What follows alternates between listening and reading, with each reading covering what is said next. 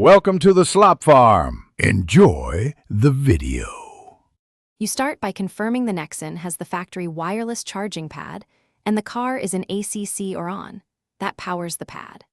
Once done, unlock your phone and turn off Wi-Fi and Bluetooth to reduce interference, because wireless charging uses a focused magnetic field. Make sure heavy or metal cases over 5 mm are removed and position the phone with its lower edge toward the dash center. You want the coil over the pad for consistent charge. Now place your phone flat onto the pad and gently slide until it settles. You should aim to center the phone over the pad coil. You'll know why alignment matters. The Nexon's coil needs overlap with your phone's coil for efficient energy transfer. Observe the dash LED. A steady light means charging, while a blink indicates misalignment or obstruction. If your phone vibrates or reboots, reposition it, because sudden movement can interrupt handshakes between the phone and pad.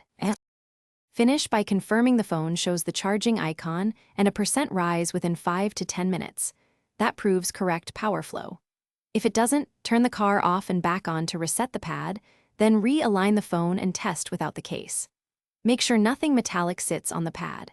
If problems persist, check the accessory fuse or consult your Tata dealer, because broken coils or wiring require professional hardware diagnostics and replacement. Thanks for watching.